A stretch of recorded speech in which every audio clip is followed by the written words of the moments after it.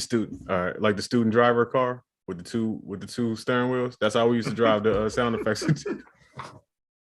Yo, slow down here. Slow down. Fam, Apply the brake. I actually took driving lessons in one of them joints. One driving lesson in that joint. I was like, fam, I never felt like more of a doof in my life than being in a car with two steering wheels. I was like, can you not come scoop me in this joint? Bro, I'm from the country, dog. I've been knowing how to drive since I was 11 years old, bro. I've been driving tractors and four-wheelers, and they just like, go to the store. Oh, 100%. Man, no, my dad would hand me the keys. I'm driving a stick shift to the store. I'm like 12. I'm like, hey, it's normal. Ain't nobody gonna stop me. Facts. All right, look, I'm gonna set it off with a story while we wait for people to get here. I don't know how old me and my god brother and us were. We might have been 14-ish, 15-ish, whatever. Statute of limitations is up. My god sister, shout out to my god sister. She used to let us use her car, bro. We would go, so I'm up by DC, right? Right. We would go to like Gainesville, bro. Gainesville, Virginia. We would just drive everywhere, fam. In her car at like 14 years old. Never got pulled over. No, nothing. Oh, we was making moves. We was going to go see. We was doing our thing. Right. But we never got pulled over. And this was 90s. Martin was popping at the time. I forgot how old my god sister was, but her age will be known once I tell you this. The license plates on the car said, "I go boy." From Martin. Like you go, girl. Her license plate said, "I go boy." Man, at 13, 14, whatever, you don't care. You so hyped to have a car, but from someone where you could go anywhere in the world and they're not gonna question you. We rode out 4, 5, 6 deep in this little car with a license plate to say, "I go boy." We didn't care. We was out. Oh man. Yeah. Times have changed. Yeah, my nephew one of my nephews don't even want to drive, bro, because he got Uber. He's like, I don't really care. Like, what's the point? Kids ain't rocking with that now. Yeah. Man.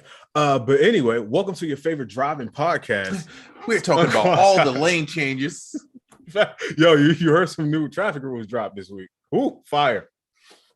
But no, it's what's crazy? That might be a real podcast. Somewhere someone's doing a podcast about traffic and it's people listening. Anything could be a podcast, bro. Yeah. That is very true. Welcome to the Tequila and Lime podcast. Yes, sir. Hey, we on the same vibe, my brother. You know what I mean? Great minds think alike. Listen, but in all seriousness, if you happen to have pulled up and you don't know where you are, I'm just going to let you know right now. You are tuned into the #1 producer podcast to ever exist in history. Don't fact check it. Sure. Count it. It's all there. Just trust me. It's all there, man. It's Unquantized Podcast. Yeah. Podcast for producers, by producers, designed to help you get the bags and the placements that you need. We also give out cool tips and tell cool little stories too. We got it all. And we talk about traffic. No. Boy, I ain't gonna lie. We live in Atlanta. We could do a traffic podcast. Yeah, we're not finna get into that. We're not even finna get into that. How was your week, bro? Dog, it's one of those weeks where I can't complain, bro. It's one of those weeks of, how you get hit about, and I feel like you're going through the exact same thing. When you get hit for a project, how your life kind of stops, and you gotta lock in on that project, bro. I ain't got no haircut, bro. I ain't did nothing but work, bro. I've been in the cave, dog. So I feel like I've been slacking on my content, which I'm kind of upset about. But I'm working on something bigger. You know what I mean? Working it's on for a cool cause. Yeah. So that's where I've been in the cave. That. Fire. There is nothing like that when you get hit for them certain projects. You're right. Your life is just over. People don't see you no more. It's kind of like when you get in a new relationship. When women get into a relationship, they just stop talking to everybody. Mm-hmm. That's how the project is. It come along and it just pull you away from your friends and all that good stuff. So, bro, but that's cool. I've been in like literally only doing those couple things and just locked in, trying to figure that out. You know what I mean? But it's cool, man. I'm ready, but I am ready to get back to normal, doing other things. But I'm glad to be busy. It's one of those things. Hey, I could be not busy. You know what I mean? So I'm glad to be here. Facts. All right, man. We got some messages. First of all, low-key in the building, realistic in the building. My guys in here. Look at them. Squad. Realistic said, "What up, y'all? What up, fam?" And he says, Oracle, I'm finishing up these mixes right now. Will Ooh. be in your inbox within the hour. Man, hold on. Go ahead, hit me with that CC. Hit me with that CC, cuz. Yay. Oracle C forwarded me something. I need to hear the sounds, man. Man, listen, Realistic is finishing up the mixes on the new Cassette Instruments project. More about that later, but thank you, my guy. I will be waiting for those with bated breath, as they say. Bro, that sounds weird, man. Yeah, that ain't gonna front that. That ain't the greatest phrase. Somebody said that to me like a week ago. I was like, okay, I know the phrase well, but I don't. Yeah. You know, it's cool though, because it's certain phrases that sound like, you ever notice how certain words, if somebody uses it like casually and confidently, it sounds so cool. Like my homeboy's a designer. He was talking about verticals. I was like, bro, that sounds so fucking cool, dog. Oh, like, you don't want to see me with my J's laced up tight. My verticals is crazy. No, I never just use verticals in like casual conversation. He's just talking about like, yeah, when we reach this and you get there, and then we'll establish these verticals, blah blah blah. I was like, God damn, that sounds cool, bro. That shit's on fire, bro. So now I'm trying to figure out how to use it in normal conversation. You know what I mean? I'm trying to get like confident. So if y'all just hear me say verticals and it sounds out of place, just ignore it. You know what I mean? Just I'm working on it. I'm practicing. You know what I mean? Hey, that's a good move. I'm gonna have to incorporate something like that, bruh. You talking like Ti? So the unequivocally. So wait, let me vertically transition to something I heard today that was it was dope, and it shows kind of like luck or how things can happen. So shout out to Havoc and Styles P. They were on Drink Champs and they dropped the album today.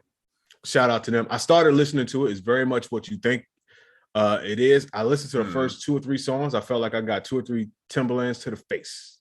Just boot marks on my face. It's real New York better. When you said Timberlands, I thought I know the producer. I was like, wait, what?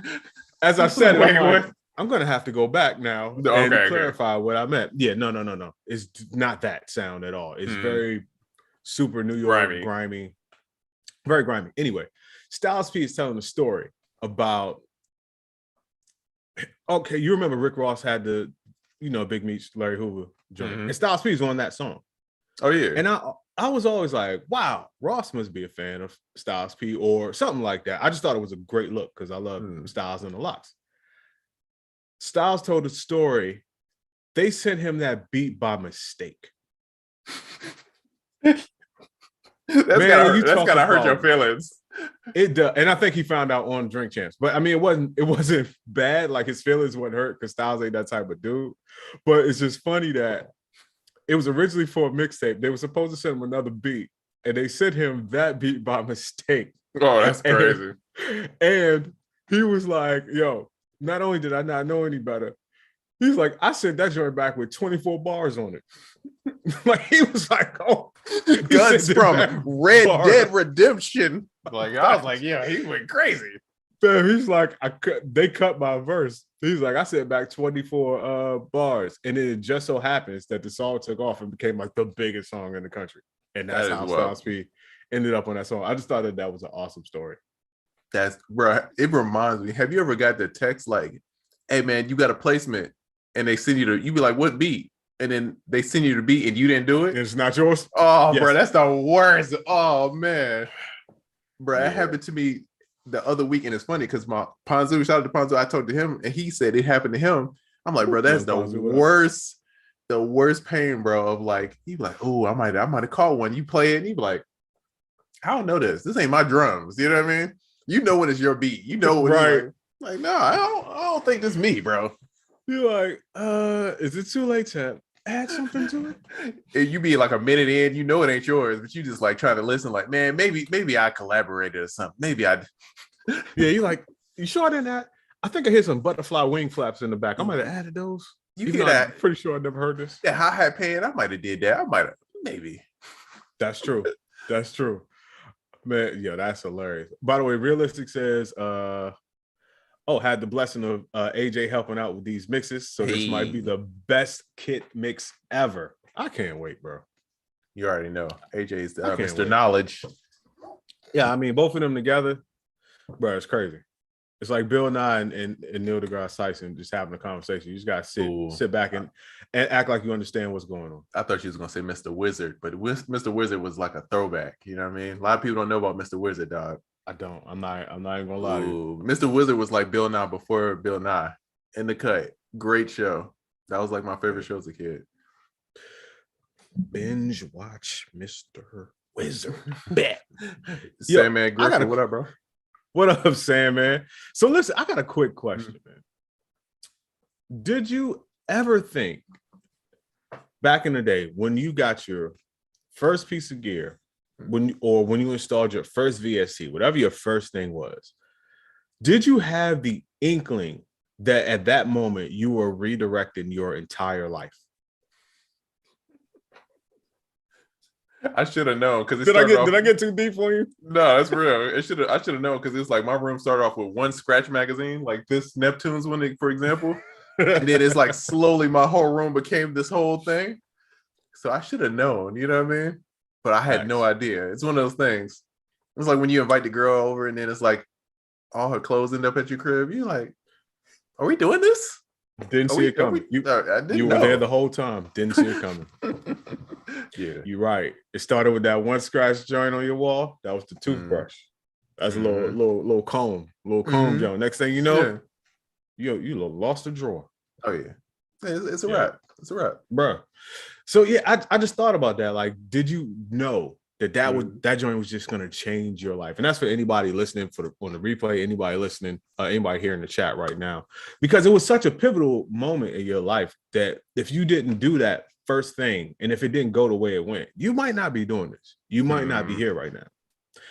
And also, depending on where you are in your career, some people are like, I should have never did it, because we've all been there before. Oh yeah, like, oh fam, this is a horrible thing to be passionate about. But then there are those moments where you're like, I'm so happy I'm into this. This is the greatest ever. It's weird because I have like a childlike association with making beats, but it's because I've been making beats since I was a kid. Like, yes, me being a teenager and making beats is like hand in hand. That was like my teenage years. It was being in band and making beats. So it was like, and that's what all me and my friends did. Like, my brother, he makes beats too. So it's like we would all just like, I would go to his house.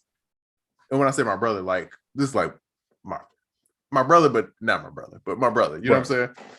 But I would go to his house, like make beats and stuff, bro, all day. Nah, he would come to my crib, we would make beats. That was like the thing we did as kids, bro. So it's like my attachment to making music is such like I get this like childlike joy about it. You know what I mean? But I don't know, man. It's crazy. It takes me back to childhood, and it's like I said, it's a high for me. Like you can see over my shoulder, I got the MPC 2000, the OG 2000, not even the 2000 XL right there over my shoulder, and that was the first joint that I was like, oh yeah, this is my life. I had stuff before that, but that was the one that changed my life. So that's why I keep it out and I keep it prominent. And funny enough, it's fully hooked up. The longest aux cord in the world, because you know where my stuff is, way over there. It's way over there. I got the longest aux cord in the world hooked up to that joint, just so I could turn it on. It got the zip disk and all that hooked up under it, and I could just turn it on and load up. I got old beats, old floppies over there, or I could just make something new and just get that feeling, bro. It's just something. It's just something about getting that feeling, man. Like, so I feel you. How it ties you into your childhood. Yo, this is super random, right? You know how my imagination works. Do you ever think how they drop like how it's like the old versions of the Kai MPC? Do you ever think they're gonna be like, yo, we're gonna re-release Fruity Loops 4 so you can get that in stock? Bam. Yo, we gonna bring back Ableton 3, dog. It's going ahead, bro. Now with track limitations. Bro, like get the vintage sound. And it's just like bam. Why I gotta flip my DAW over and fast forward so it wind on the other side? What is going on? I just want that old school graphic look. I think it probably is a skin where you could probably make it look older. But sometimes I be wanting that like that. I just want my drink to look janky. Like I want to feel like I'm in the trap. Like I gotta make beats like my life depended on it type drink. Yo, not for nothing. Let's park it here for a hot second because that's a great topic. That is the reason why I still like using that MPC and other stuff that I have. It's so janky. I like that DOS looking screen. Mm-hmm. It's just not a lot going on. And it's funny because the screen is so limited. The features are so limited, but the fun is, it's just crazy because even though it's a janky screen, you get lost in that world of jankiness. And it's so, like, the GUI and everything is just so old school and primitive. Like, you have nothing to focus on but being creative. It's not very technical. It's all written there. Not a whole bunch of graphical stuff going on. No mouse. And for me, that feeling just can't be beat. Now, in terms of convenience, not very convenient at all. But just the feeling of it is nuts, bro. Right. I was explaining to my homeboy what I mean by janky because he thought I was saying bad. And I was like, when I say janky, I don't mean bad. I mean like it's like MacGyver, but it's good. Primitive. Yeah. Like, when I think the perfect example of janky is, you ever seen those Alchemist videos where he was making beats in like some random apartment and there's like cigarette ashes on the NPC? Right. And as soon as you see the cigarette ash on there, you like, ooh, that's gonna be a good beat. That sample, he about to kill the sample, dog. I already know what time it is. That's janky. Stop, man. I'm not gonna lie. To me. Wait, I'm feeling sentimental. I'm feeling really that's how I know I love this, because I ain't gonna lie, my little heart skipped a beat right there. When you start talking about that, I got the feeling. You see it, it's like you said, super janky. And in my mind, whenever I hear about or see a setup like that, it's always like the most inopportune time of the day. It's like 3:12 a.m. And you just like in it diligently. I would say I miss those days. I still have those days, but it's just something about those days being newer and what you were using. But yeah, that's the whole feeling. And I'm not gonna say if you came in on computers is bad. It's not bad at all. But just like whatever you started with, remember that feeling that you had, and then try to get back to that feeling. No idea. It's been several times he tells me that. He tells me that a lot. Every time I talk to him, he's just like, every now and again, use what you started with so you don't lose that feeling. And I'm like, and that's what made me like break that joint out permanently, the MPC 2000, and just keep it hooked up. And I will say, I work on that joint faster than anything else in the world, bro. I wouldn't use it to like make beats fully, like go back to it.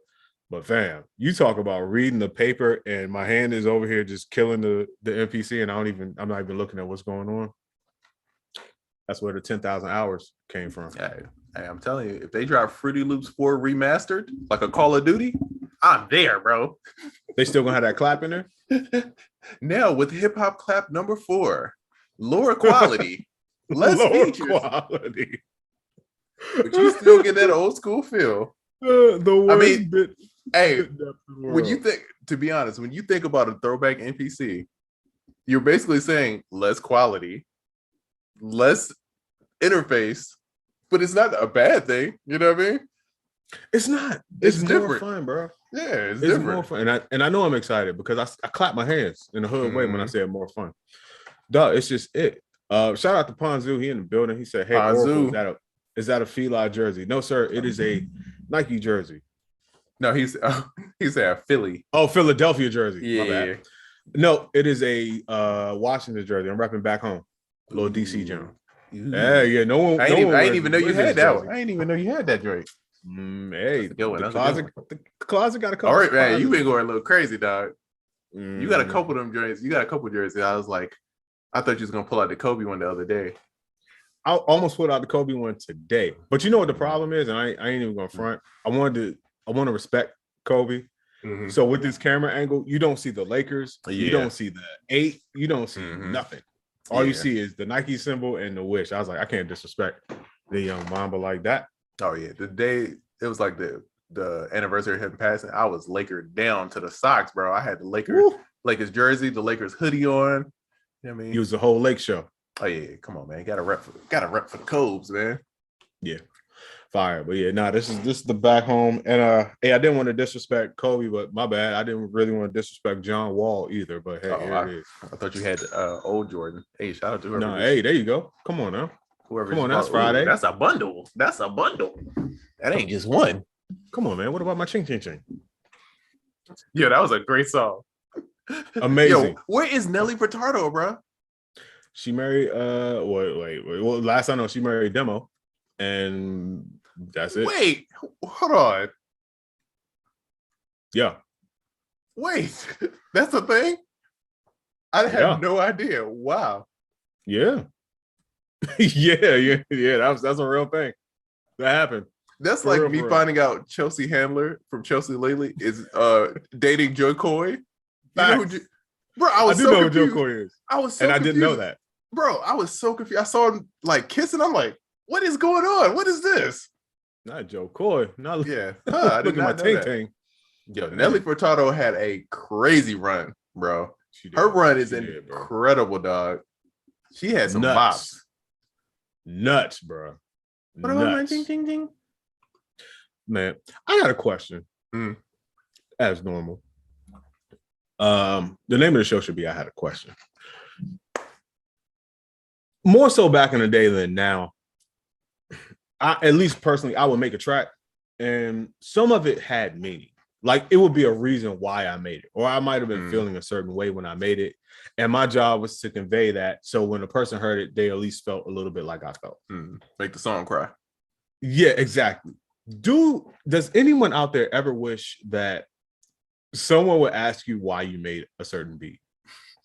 No one ever asks you why you made it, what you were thinking. They'll ask you what you were smoking, what you was on that day, how you was, but no one like really asks you like, yo, what did you make that beat for a reason? Because some of y'all out there, y'all got stories behind some of these beats. Right. Go check on the dude to make all them Rod Wave beats. Cause he be making some sad sounding beats, boy. Golly, them things are pressing. That man have been through some things, bro. Whoa, that's a man with a story right there, boy. See? Them chords. Somebody got to ask him. Yeah, dog. That is real. It's like, what if you go to the studio and you play a beat and somebody's like, yo, how's your mental? You're like, dang, bro. Like, dang, bro. Is it that sad, bro? Maybe I should turn off the beat and be like, are you okay? I should have went to the 5 and not the 4. Come on, man. Are you okay? And then one of them joints where you be like, I'm fine. And they ask you again in a more serious tone. No, seriously. Are you okay? That's how you know your beat's sad. Like, oh, I killed it with this beat. They calling all types of hotlines for me, bro. I killed this sad beat. Have you ever heard of Better Health? You be like, dang, bro, does this show? Am I that bad? Like, fam. That's hilarious. Bro, I don't have any sad beats in my catalog. I don't make sad beats. I try to every once in a while and it doesn't work well. I have dark beats. But I'll make sad beats. I'll make evil sounding like turn up stuff like that all day, which I mean, it's probably not a good thing either. But the sad stuff, it's something about them chords, bro. I do not rock with, bro. I just can't do it, bro. Because I feel like I'm gonna feel like that all day. So I just like, dog, I don't. Nail on the head, bro. I don't want to feel like that. Now, feeling like throwing a chair at somebody, I could feel like that. But feeling like crying, I don't want to feel like that. Now, when I was younger, I made some sad ass beats. I made sad beat. If it was a sad occasion, I made a beat for it specifically. The shit would have a hook on it and everything. Hamster died, loaded up. All that. Facts. Yo, this is Amsterdam version 2. Check it out. I'm crying at the end of the track, y'all. It's real deep. Just snapping for it. R.I.P. Rocket. Not Rocket though. Of all the days to have. That's the first thing I can think of. Sorry. Fam, Rocket. Hilarious. But yeah, no one asked like why you made a certain beat or what you were on. Right. Sandman Griffith says Crucial Keys heard a beat that was so angry that he asked me if I was bullied when I was younger. See, at least he looking out for you, bro. He know what's up. Sandman's response was like, yeah, but not no more. I took care of that. Facts. Those days are far behind me. Wink, wink. He just turned to Mr. Burns like, excellent. Like, yo, you good, bro? Mr. Burns is overlooked, bro. Yo, Mr. Burns is goated, dog. Mr. Burns is overlooked. Real quick topic. I'm not going to stay here. Before all my true hip hop fans, I was talking about Styles P and Havoc put out an album, all that good stuff. Everybody loves them. Nori brought up a great point. Mobb Deep and the Locks for the most part. But Mobb Deep was in the middle. You know, the whole East Coast, West Coast thing. They was deep in it. A lot of beef, even internal New York beef. Nori was like, yo, nobody ever mentioned or beefed with Havoc. It was always Prodigy from Mobb Deep. No one, yo, he had Havoc. He had the tool on him. He the one that you don't want to. But Havoc is like Prodigy was super out there, super like aggressive, and Havoc is real like humble and laid back. But he was always there. If Prodigy got into something, he was usually who got them into something, and Havoc was just there firing with him. Like, you know, he gonna address the beef with him. But nobody ever mentioned Havoc. Nobody ever dissed him. He just rolled with his man, and I thought that was really commendable and way to stay out of the way, bro. Hey man, them be the ones though, because if you make them pass that line, they gonna go off on you. They gonna imagine one day Chad Hugo blows up on somebody, dog. It's like you had to do something, dog. You deserve that, dog. If Chad is out here snapping, you deserve it, bro. Yo, I don't know. You said that, my mind can't even fathom. Yo, if Chad got out here and did an interview, just that. Give me that. I respect it, bro. I love that vibe, bro. I'm telling you, I just want to get rich and grow a Rick Rubin beard and not care what nobody say, bro. The richer I get, the more I want a Rick Rubin beard. Like, I just want that. Like, y'all, bro, I'm out here, bro. I'm vibing, dog. Y'all catch up to me. I can't even be mad at you. I too want to be yak in the living room rich. Oh yeah, little bison. By the way, my living room is outside. It's in my house, but it's outside. You know, you do the math, but it's inside and outside. You gotta walk through both of them. You gotta go through there somehow. There you go. Step over the pool. It's some snow in the living room. Don't mind that. Yeah, that's a fact, man. Hold on, I got this air rocking. It's cold as a mug in this gym. My boy changed the air from the phone. That's how you know you're doing well. Man, don't act like my boy ain't even get up. Damn, my boy ain't even get up. Your phone got equal capabilities. Hey man, I still got to get up and change my temperature. You know what I mean? That's by choice, sir. I mean, that is true. That is true. That is by choice. You're a very smart guy. That's by choice. By laziness, but you know. Hey, however it goes. Yo, by the way, I had a great weekend. I don't know if it was great.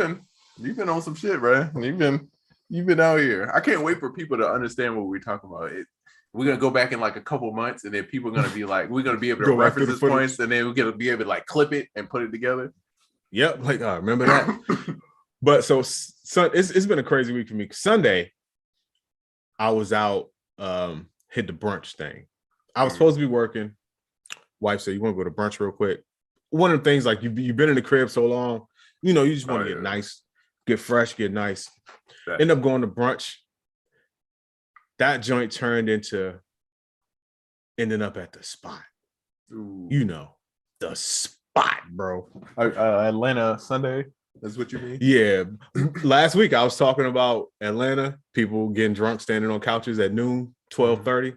One of them spots. I was at one of them spots. It was amazing. I was out on Edgewood ducking the paparazzi. Edgewood is a good time too. It's a janky good time. It's not bougie. It's a little janky. You know what I mean? It's a little rough around the edges, but it's fun. It's fun. Points. So I had a session last week after the show. So then Sunday I did that. Monday I got into some other crazy debauchery that I can't even talk about. Yesterday, went to Slutty Vegan. Finally, ate like a slut. It was amazing. It's crazy. But the thing about Slutty Vegan, and I was talking to you about this earlier. You got to explain to what Slutty Vegan is to people outside of Atlanta, because people are confused. I'm sure somebody's like, "What are you talking about?" I like people that's looking at their phone right now, like, "Wait, what did I tune into?" I thought it was the producer joke. Slutty Vegan is a restaurant in Atlanta, and it's vegan. It's themed. It's great all the way around. Everything is named sexually. Like the burgers are named Sloppy Toppy, and like it was crazy. It's on brand. It's on brand to whatever the name is. Don't think lesser of me when I tell you the Sloppy Toppy was incredible. So, I went in, we went, got the burger, got the, the vegan everything. I was like, this is the experience. And if you look, the restaurant is awesome. The food is very good, but the experience. I'm so immature. The experience that they sell, it made me reevaluate some things, especially the conversations that we've been having. Right. But I mean, you come in, they calling you a slut, and they, hey, slut gang, we got a new slut and the slutty sluts, and all this craziness, right? I'm not ruining our YouTube stuff. It's been over 10 minutes. I can say that. So, and it's a real restaurant.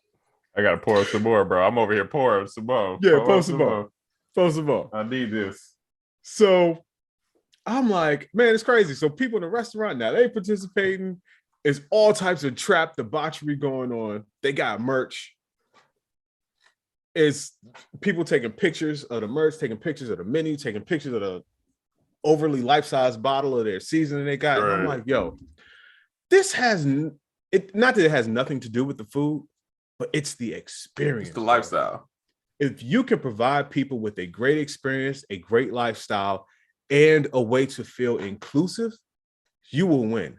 Because the reason why you go there, it's always aligned at the one downtown. I went to a different one because everyone talked about it, right?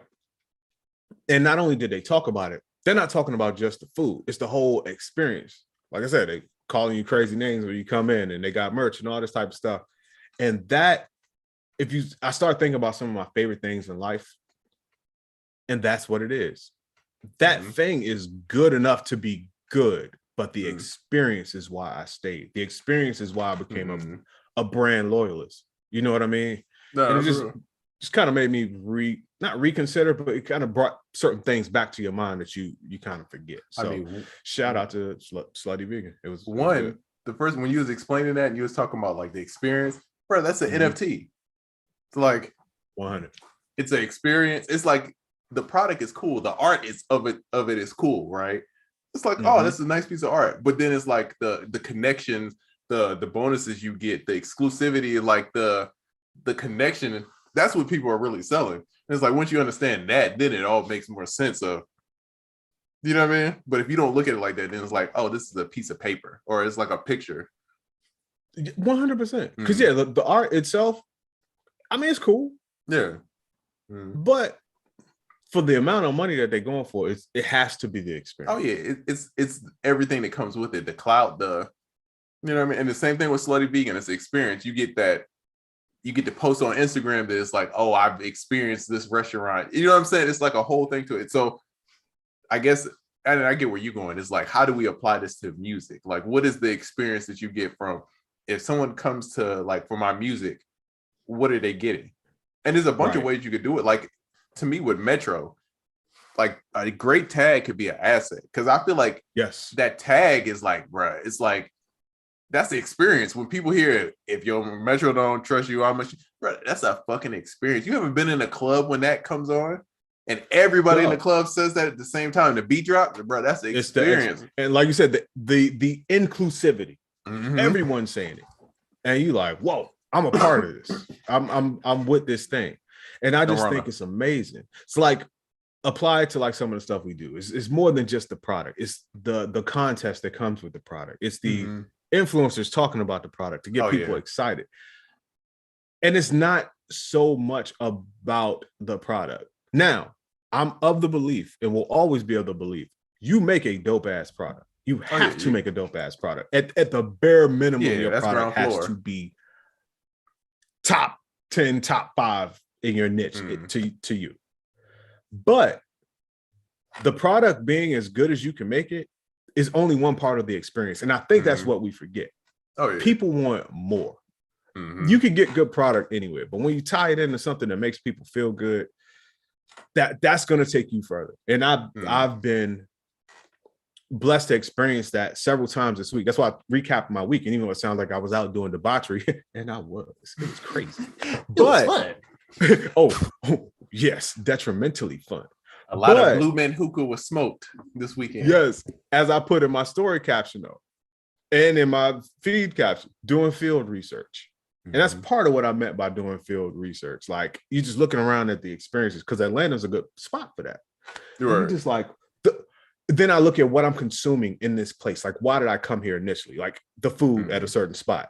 But it wasn't the food. It's the DJ. It's the drunk people standing on the couches. Right. It's the unique hookah. It's the host and the DJ like joning on people in the audience in the twerk contest and all that type of stuff. It's the experience. The food I'm eating, I could have made this at home just as good. But no one's twerking on my couch. Well, okay. No one's usually twerking on my couch. So only on Thursdays. Yeah, I was about to say I can't say that always because sometimes that couch be seeing some twerky action. But I mean, sometimes it happens. You know what I mean? Cold twerky. You know what I mean? Going cold twerky. Not cold twerky. Oh, cold twerky on the fan. Points. That was a good one. Hey, if we named our episodes, whoa, cold twerky. That's the name of this episode. That was a good one. Points. My man, thank you, sir. Yeah, thank you, sir. But yeah, just the experience, man, is what I'm really harping on. And I had a good point because we were talking about. We had this conversation earlier today. Oh man, I had such a good point. Is it about experience? Oh, please, I don't want to lose it. It's such a good point. I feel like I should be quiet so I don't mess you up. No, don't be quiet because then. Okay, yeah. I don't We're gonna say be watching Trends and Think. Yeah. No, it's all good. And by the way, for those of you that don't know, Beatrice talked earlier today for like 6 hours. We had a whole show on the phone, and we're like, yeah, we should probably save some of this for the show. Okay, I got it. So we was talking earlier, I would get making a sample pack, right? You got to think of the journey of the sample pack, right? So it's the idea to release, right? Documentary. I would get so caught up in making the product that by the time it came to releasing the product, I would be burnt out to actually push the product to where it needed to be, right? And that was my struggle at the beginning of running the business, right? It's like I would put so much effort into making it, and it's natural. But again, the baseline has to be a good product, right? So it's like we have to figure that part out, right? But now I'm starting to realize, like now I have that figured out, how I can make a good product consistently. So now it's like, how do I push everything now that I can do that consistently? And I feel like that's where most producers mess up, is that they put so much energy into making the beat, even though making the beat is 20% of probably the whole overall thing, which is really the 80% is networking and marketing, right? But people put all their energy in that first part, which you should, though. You got to make a good product. You got to spend those hours to get good. But at a point, you have to understand, like, all right, I'm consistent. I need to focus on this. It's just like a transition that people have to be aware of, that you have to make, because people assume that the music business is just music, and it's more business than it is music. I think it might have been last week on the show. I said, one of us said, like, what you do after you make the beat matters just as much, if not more, than the beat itself. Right. Because you can make the coldest beats in the world. It's like if a tree falls in the forest, doesn't make a sound type deal. If you got the coldest beats in the world, but they just on your computer, well, your computer is highly amused, but your computer is not going to pay you. Your computer is not going to give you the credit amongst your peers and your audience that you would really want. So, I mean, I think more producers should pay attention to what happens after you make the beat. Oh yeah, just like you're saying, yeah, because that's, and honestly, that's where the least amount of education is, or the least amount of knowledge in our community is. Oh yeah, definitely. It's so much out there about how to make a beat and how to get the 808s right and how to bounce Biggie and all this crazy stuff. But when it comes to like making that bread, it's out there. It's some information out there. I ain't gonna say it's nothing, but I just feel like it's heavily skewed towards the creative side, because we're creatives. When we kind of got this part. Exactly. It's almost hard to find a bad beat now, right? But it's rare to find a person making a comfortable living off of music. And I just think that the fact that that's so lopsided says a lot about our community, and we need to focus more on what happens after the beat, because that's where we're losing. That's where the legacy is created. That's where the success is. It's what happens after you make that beat. Like, stop focusing on making a beat, but start focusing more on what you do after that. It looks like a headache, and it looks like it just looks like too much to a lot of people, and you kind of stop there. But like, if you want what you say you want, that's where you really need to be spending your time, because you can make a beat in your sleep at this point. Because it's almost like you had to develop different personalities. Because I feel like me as a creative is one person, and then me as a business person is completely different, and it's hard for me to exist in both, right? It's like when I'm in creative mode, I only create. It's like I only can do that, and it's hard for me to think like a business person. But when I'm in business mode, I think very. It's like, but it's hard for me to go to the other side, and it's like I think that's the issue where people have is they I guess people feel weird about going to a different kind of pocket. Yes, but in your business, you need these different pockets. You can't just have one pocket and be a successful business. Any business you know has customer service, they have marketing, they have like logistics. Like every business has these core things. And as a producer, we got to have logistics. How is your music getting out there? Like who's putting your beats in different places, right? How is it being delivered to the consumer? Bro, so is it like, are you putting it online? Is it a manager? Is like, you need to know these things, right? How are you being marketed? How is your perception online? Like all of this stuff plays a part. And it's like, I feel like most of us don't think that way. No. And I wish more of it was like a more common thing, you know what I mean? Because it's like, that's what separates everybody else from, you know? You have a strategy, a plan, you know, all that types, like you said, logistics. You have a system is what I'm really trying to say. The best people have a system, or they have people like managers or whoever that have the system. Exactly. Because a record deal is just you going into somebody's system. Yep. That's literally what it is. It's like we have the connections in the system already. You come in, we're going to make it easy for you. That's what basically a record deal is. It's money in a system.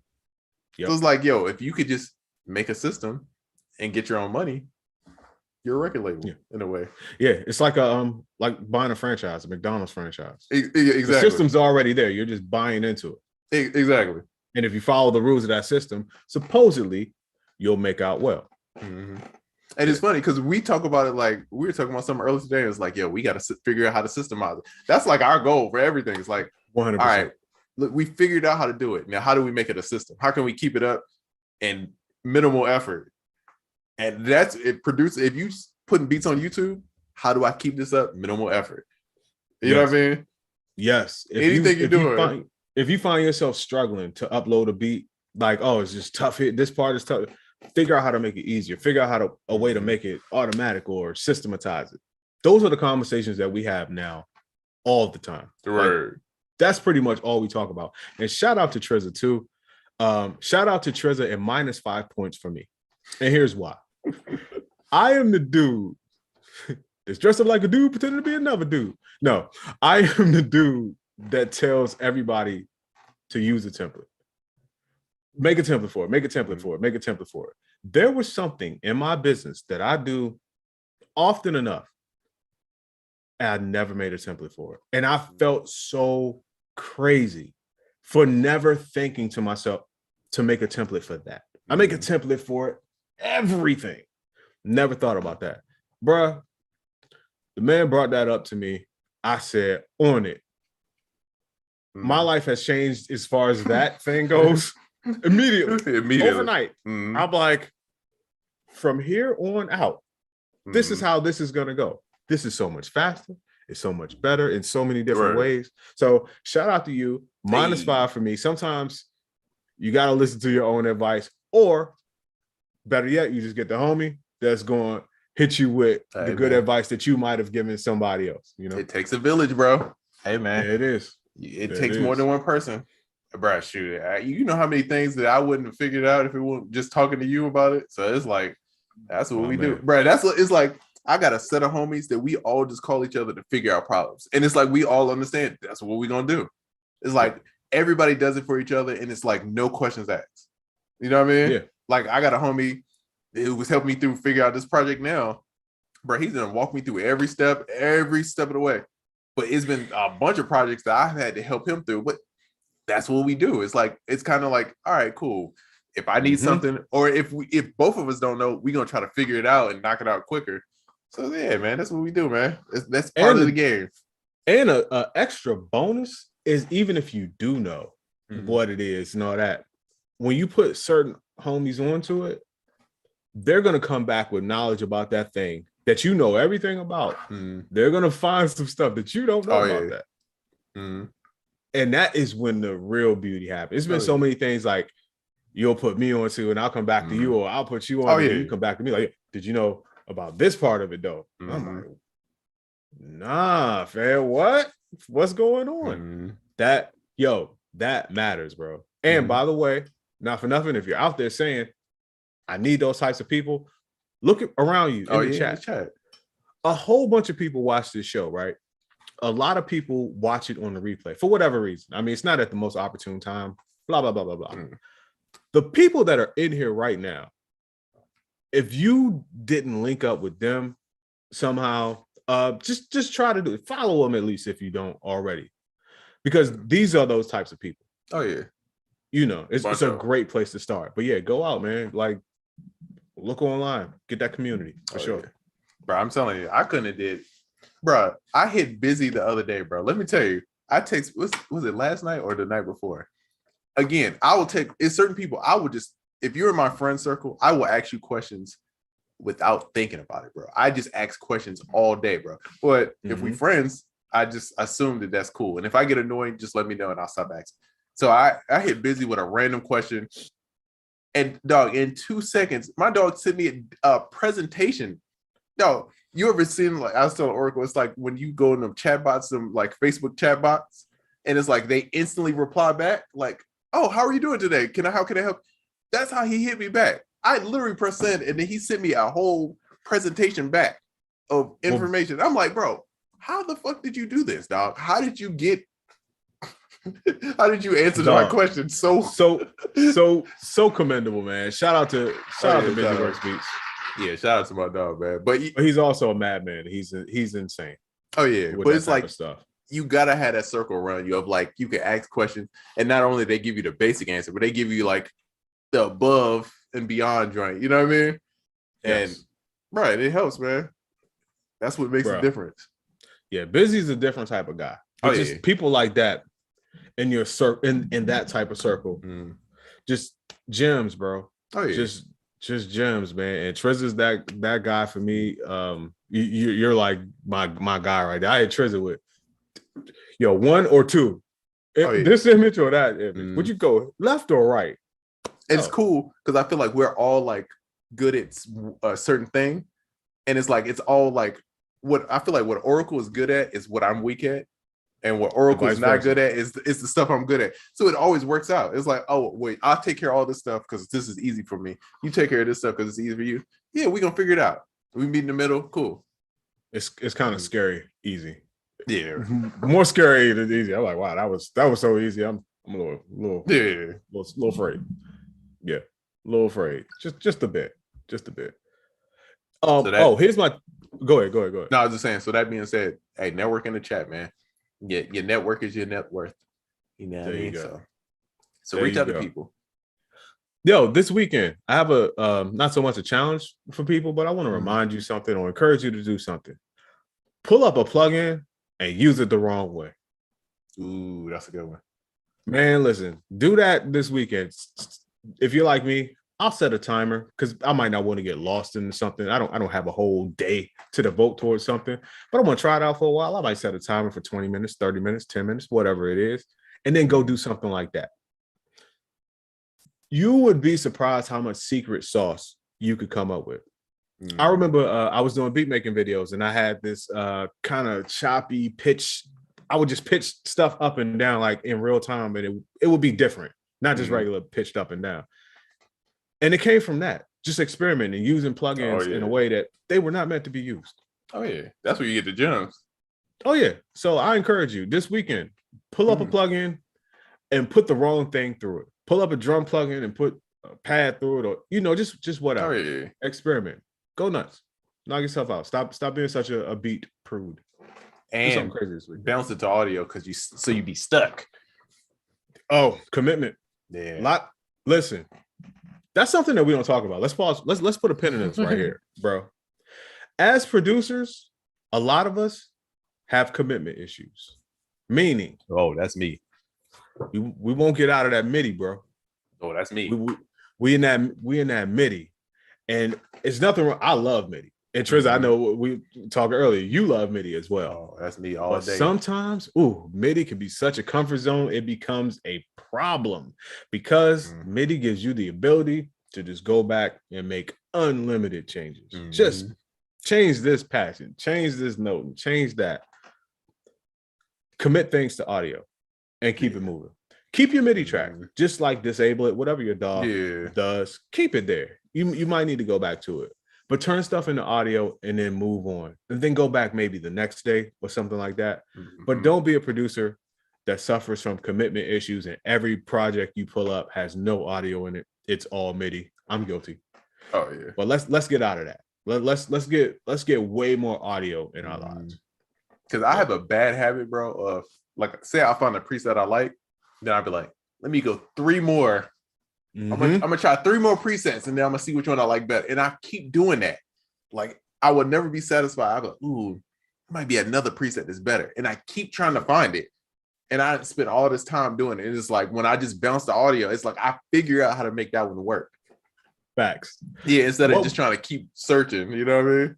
The thing I do that works for me, and you're gonna notice that this is a redundant thing for me. If I get caught into that, I'll set a timer for 10 minutes or 5 minutes. And I'm like, I'll mark all the ones I like. And at the end of whatever time that was, the one I like the best out of all of those, that's the one I'm going with. Otherwise, I'll be sitting there for an hour just picking. But if I'm like, yo, set a timer for 3 minutes. Within 3 minutes, whatever the best one was I found, that's what we're going with. We can come back later. Oh yeah. Because it's like little stuff you could always fix. You could EQ it different. You could throw effects to make it, where you want it to be. But like a lot of times, bro, don't get caught up in the nuances. When you vibe, and then when you tweaking, you tweak. A good tweak. When you not tweaking. a bad tweak. Yeah, when you tweaking. Hey, let the tweakers tweak. And that's in the Bible. So I ain't make that up. That's in the Bible. Yeah, first tweakers. First tweakers. Verse 1, bar 16. Bartholomew. Yeah, what if somebody did like a gospel Bible? It was broken down into verses and bars instead of verses and chapters or whatever, chapters and verses. Sounds like Hamilton. Ooh, never saw that. But I heard it's to die for. Dude, does the dude that produced the Hamilton, does he be like I would go around and be like, dog, Hamilton? I produced that, dog. But you don't never see those dudes talking about those credits. I want a cocky dude that's like in like those kind of feels. Like, yo, be cocky about that you done produced Hamilton, dog. Like, talk your shit. You know what I'm saying? Like, that's a wild flex.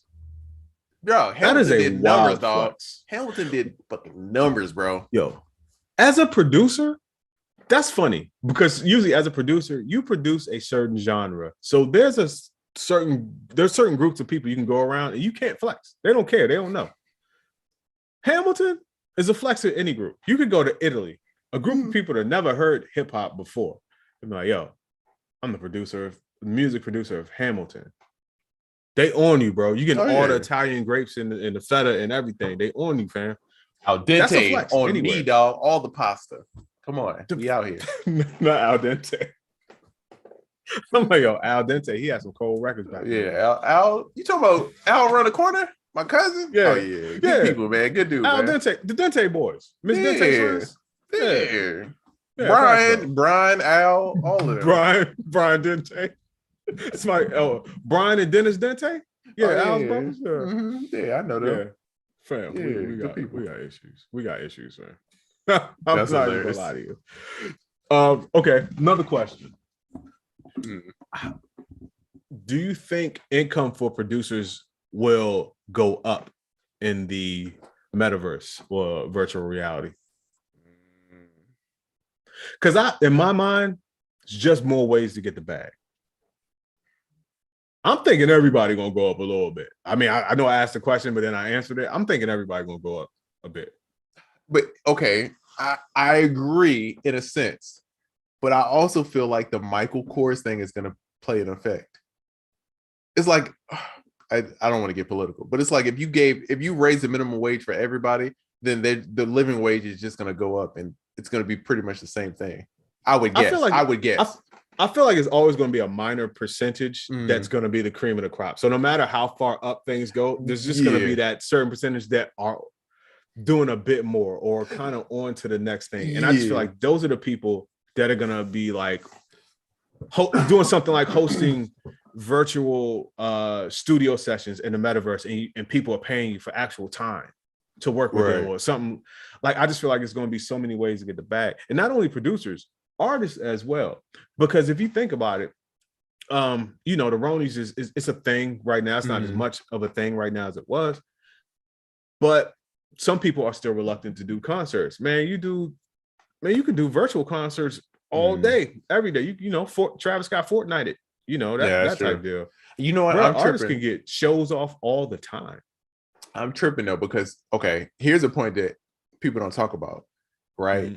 Even say for example, how do I explain this? I guess it would be like net 30. You understand what I'm saying about net 30? Like with like business, right? So like in business, sometimes you can do net 30 where you pay later, because a lot of times that's how businesses get messed up, because they're not getting the income when they need it. Like a lot of times music checks, bro, if I didn't have other businesses, I would be screwed with music because of how the checks happen so slow. Bro, I'm still chasing checks from last year, bro.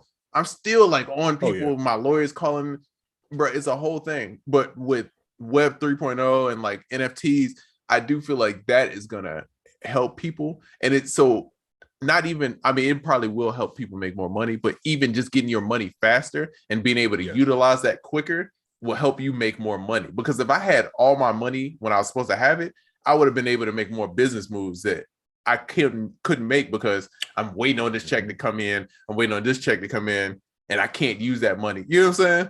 It's like that wait is slowing me down, because I could have been using that money to make more money in the meantime. So I do think that's going to definitely help in the future. Man, listen, we are all part of the human race, but it does seem that everything that involves, every process that involves the most people is the slowest. Oh yeah, definitely. So you'll be able to collaborate with somebody virtually with 5G with zero latency, but that label check still won't have all the latency, bro. Because that label movement ain't gonna be 5G. That joint gonna be 1865. BC. That old school Razor, the Motorola Razor, ain't no 5G. Facts, but yeah, that as long as it's a whole bunch of people and approvals and gatekeepers in place, it's going to be slow. Things that are automated and require and depend on technology only may take the soul out of some things, but if you want to take the soul out of me getting my money at a certain time, please take the soul all the way out. I don't need soul in that. I need speed. I need automation. I just don't think that, like, and it's sad. I should have more hope, but in the producer community, like, it makes me think about like Bolo, right? My homie, he's a producer. I told you he's doing like more content. He was interviewing Toomp, and Toomp said that the advice for producers he would give is value yourself more, right?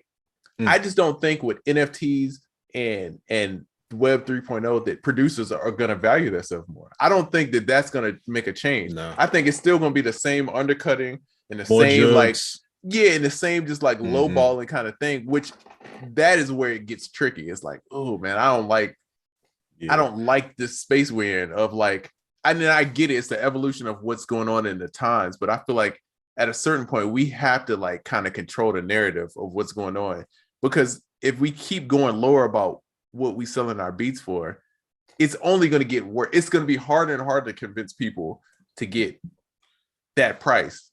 You know what I mean? It's going to always be the juggers. It's going to always be the undercutters. And I blame that on, it's a gift and a curse. The barrier to entry being so low is it's been a gift and a curse for probably a decade, if not more at this point. I like the fact that if you want to start making beats and be a producer, you can do that. At 8 years old, you can do that now. However, if you start like that, if you start at a later age and you like that, you in it for the jugs. You just scum. Right. Or if you start like that earlier, and now it's so. I know when I started making beats, it wasn't anything about making money. Like the way you thought about making money was like you become like the greatest producer in the world, and then you make money. It's not like, yo, if I make a beat today. You know, and then it kind of became, studio sessions and I can lease a beat for this. And then it kind of becomes a real-time money grab. Right. It'll be people like that in all throughout the virtual reality. But I also feel like with the advent of new technology, it might be some ways to, if not stop that or derail that, make other things that are done the right way just that much more appealing, where the undercutters just still look like cheesy undercutters and nobody messing with them. And it's not affecting the real deal. You know what I'm saying? Because I feel like the undercutters are lazy and they're going to be janky. I've never seen anybody put forth a ton of effort to be one of these like undercutting type of people. It's always like a lazy. Somebody. Oh, I've seen it, bro. I've seen DJs like that who DJ well and will undercut you. So it's like they don't care, bro. Their thing is numbers. It's DJ, yes. And what about a producer? I've seen it with production, bro. It's people who are good, bro, but they selling beats for dirt cheap, right? But it's like, and I get it, bro, because it's like if you're living in like nowhere, like I'll say Virginia, because I'm from nowhere, Virginia. Well, not nowhere, but Halifax, Virginia, small place, right?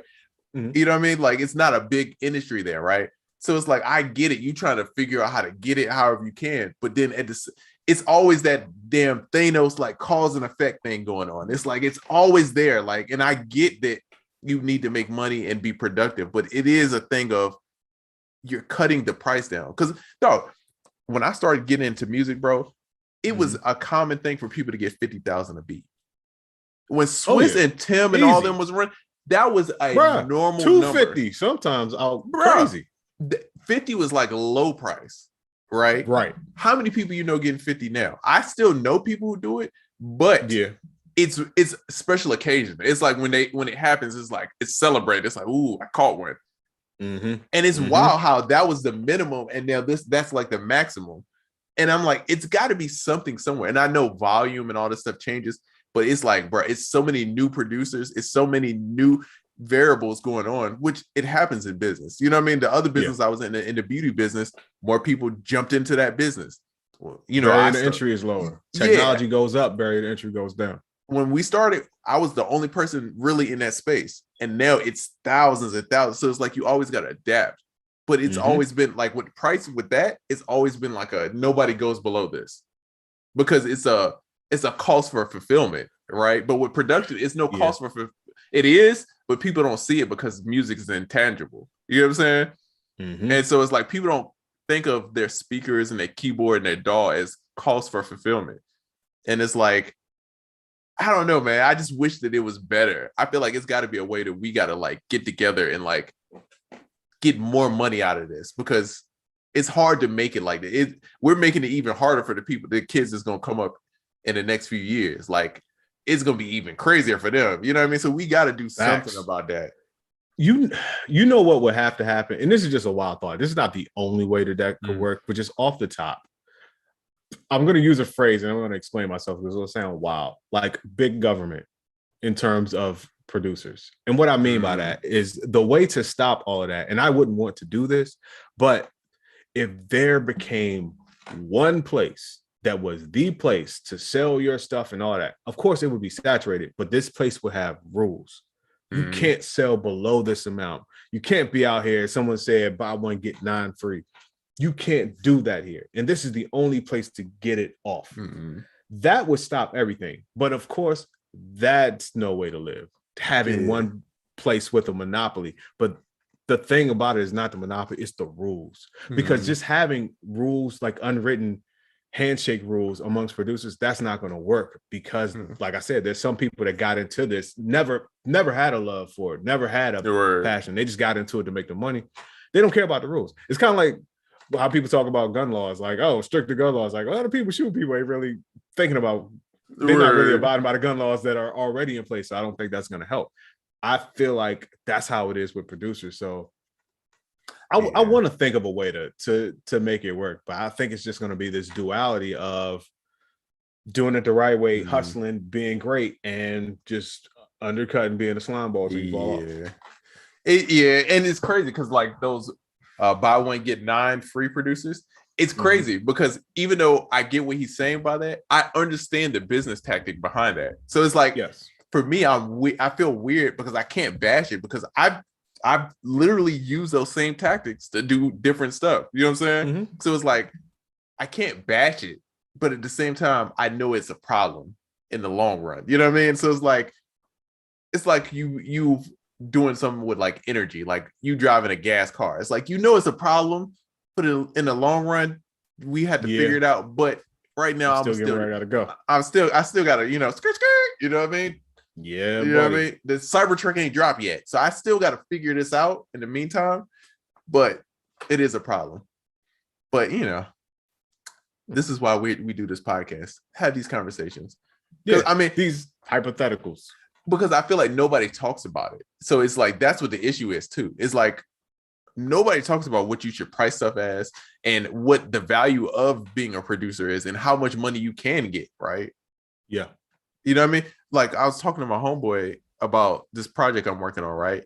And he was explaining to me how much money you could get from it. And I would have never knew because I just didn't understand the industry. You know what I'm saying?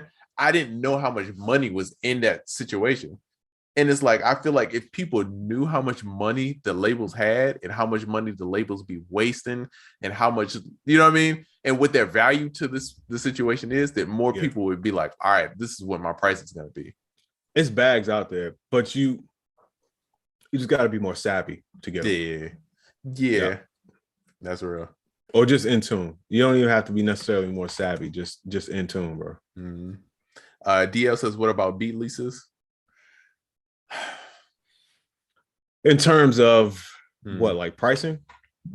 Yeah. And I'm bro, and it's weird because if you go back at the beginning of the podcast, I was super against it. And the more time, and I clearly say, bro, the more time goes on, the more I understand it. You know what I'm saying? The more I get both sides of it. But it's got to be a medium. You know what I mean? Just like with anything in life, it's like it's a medium where everybody can kind of be comfortable.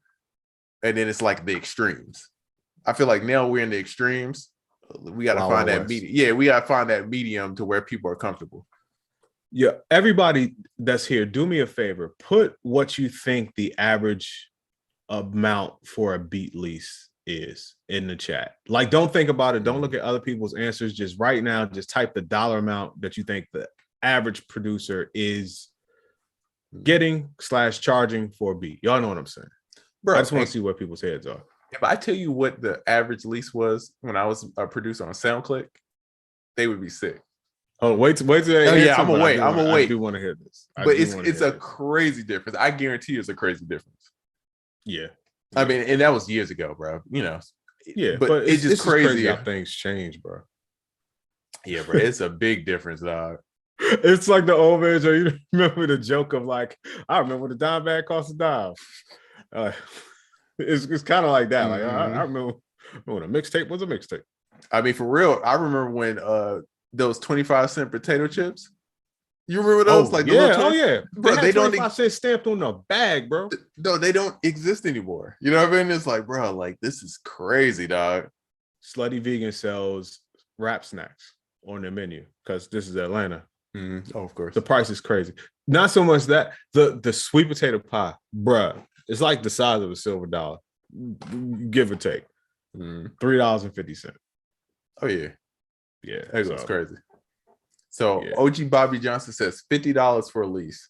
Slap Liddy says $20. Shout out to Slap, young Slap. Crazy what up, bro? Yeah. C Squad says 25. My guy. Shout out to C Squad, bro. Facts. Yo, these prices. Ooh. So, bro, and again, this is years ago. I was in high school when these prices was going on, but a lease, about 200 to 500 was a lease. A lease. Yeah. For the lease. That's it, bro. So yeah, to go from that to that is a big jump, bro. And that's why I'm saying, like, I get, again, streaming happened, the way the music business, it all changed.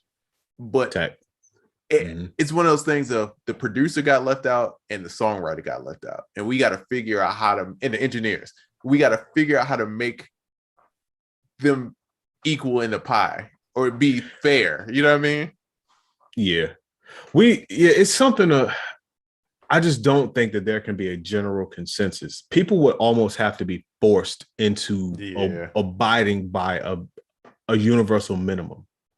And that just sounds, you don't want to have to go around slapping people with rules. But at the same time, if we're all going to survive as a community, something like that has to be done in a certain way. It doesn't have to be as like primitive or brash as I'm saying, but I do think with technology and virtual reality becoming more of a thing, I feel like there'll be more stipulations, rules, and accountability put into place. Things can be put into place a little bit different if you're existing in that world where the usual laws of the world may not apply. No, that makes sense. You know. And like, bro, that's why I hit busy. If you're listening, that's why I hit you, because somebody kept bringing up these companies and I had no idea what was going on. I was like, that's a thing. And so I was like, I'm gonna ask Busy what the top stuff is. And Busy said, and Busy gave me a webinar. He gave me scroll. I was like, all right, cool. Wasn't expecting that. Scroll. Yeah. Yo, that's funny. Hey, I think we did a good thing though. By talking about this, we're aware. It's at least a conversation. Because it's just like anything else. If you don't know that it's a problem, it's gonna take you forever to figure out that it's a problem. But at least certain people are like, hey, I should consider this price when I'm figuring stuff out. Yeah. You know what I mean? That's all we could ask for. Because it's like, if you want to sell a beat for $1, I get it too, bro. You gotta get your money. Not a great business strategy, I would say, but get your money. I'm not mad at you. You know what I mean? Yeah. Get the money you deserve, though. Don't get some money. That's the problem. That is, as producers, a lot of us out here, I'm talking to a lot of newer people more specifically, but just the producer community as a whole. Get your money. Get the money you deserve.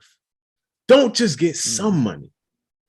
Like, aim higher, aim bigger, think more of yourself.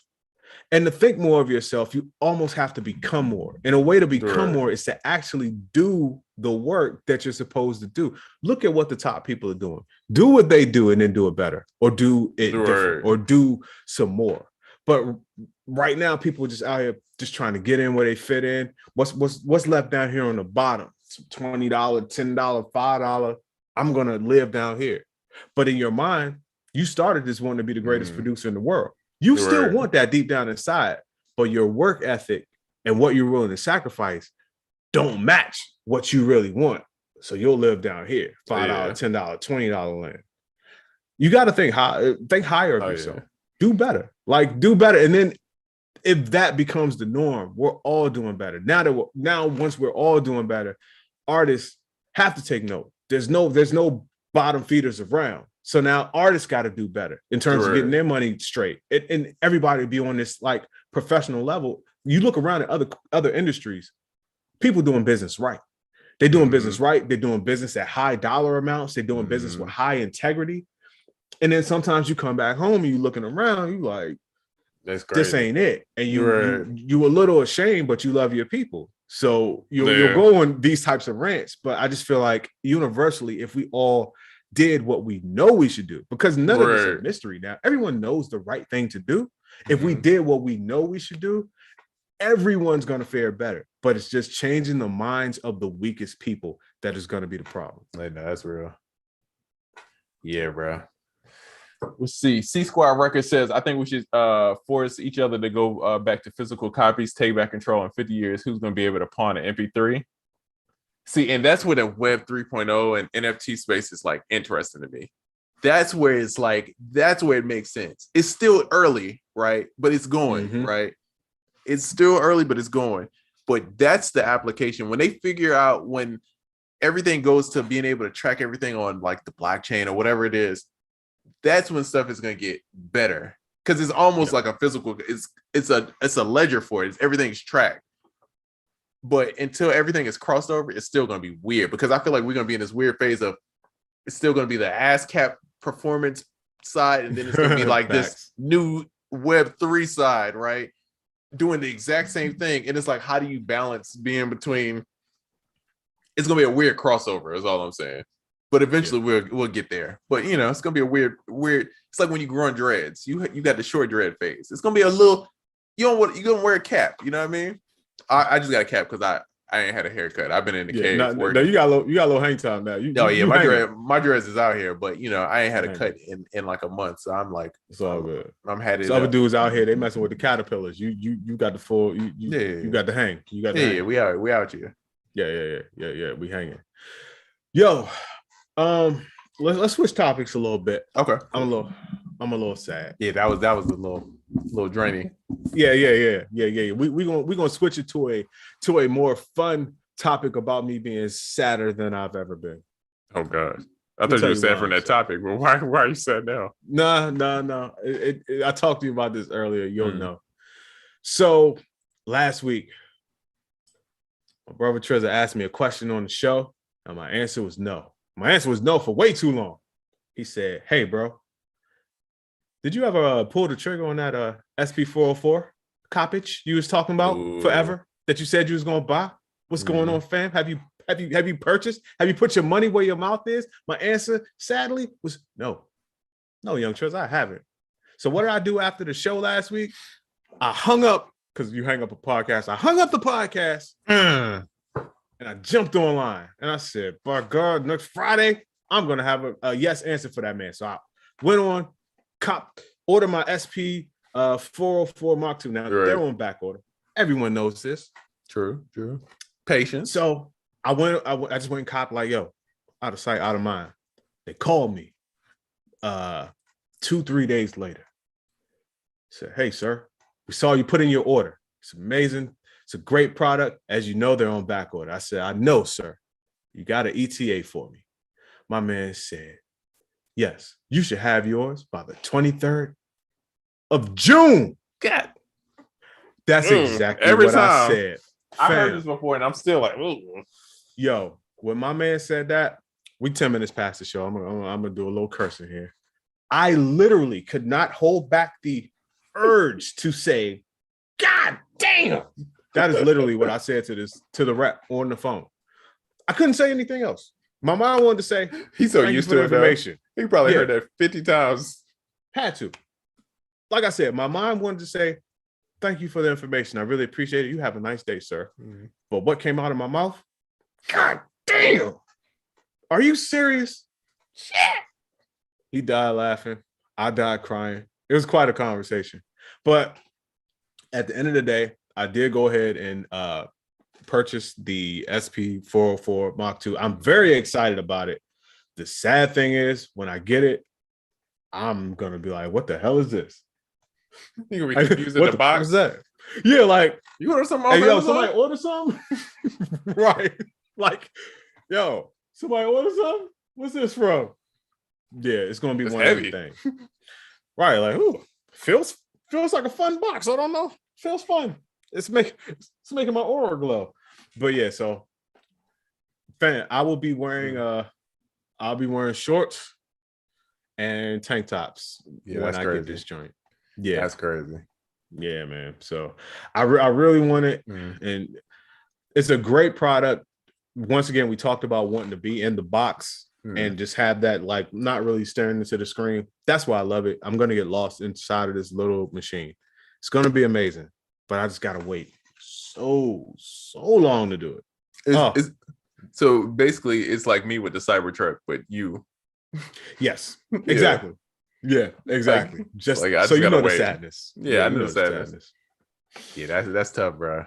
That's one of them joints. Did I mention I know how to use this thing? Because I'd be obsessed with things that I want. I know every command control. I can make a beat on that joint right now. Somebody could get one today and call me, and I could tell you how to use it. So to tell a person like me that I have to wait until June 23rd, I'm losing it. But it's my fault, because I've been saying I wanted to order one since they announced that you could order one next week. I would have gotten mine by now. But I waited because I couldn't get it immediately, and I was so upset that I waited. And now I'm upset because I gotta wait. Oracle gonna know how to everything. He gonna know how to program one. He's like, I built one in the meantime. I've been studying. I've learned so much about them. You think I haven't reverse engineered most of the features of the SP404? I think are dope in Ableton. I have so many Oh, yeah, I SP404 already know. emulation racks. It's not even funny. Dog, I already know because you asked me a question. I was so confused. It took me like 20 minutes to understand the question. Like, wait, I was so what? serious too. I mean, I tried to answer it, but it took me a while to get to that answer. It's like, bro, that's a wild. And to put it in perspective, the question I asked this man was kind of the equivalent to like, if there was a secret to immortality, Yeah. there was a formula to immortality, what do you think would be in it? It was literally that type of question. So if you wanted to like bottle Max Martin and make hits, how would you do it? You know what I mean? Like, I'm trying to program that. I was like, bruh, that's what I'll be on. Okay. Yeah, that's what I'll be on. I'm halfway there. Halfway. Hey, but I enjoy the random question. That's what makes me excited. It's like, I want to figure out a problem that is so wild that it shouldn't be figure outable. But that's what makes it exciting.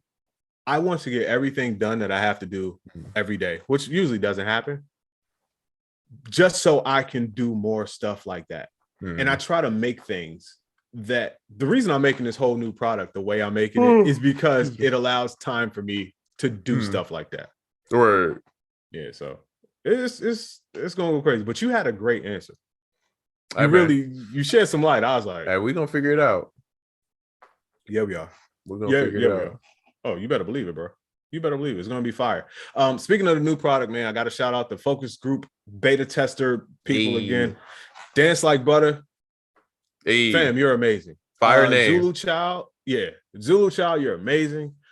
Beats Music, amazing. Mr. Sandman Griffith, he helped me out this week in the beta testing.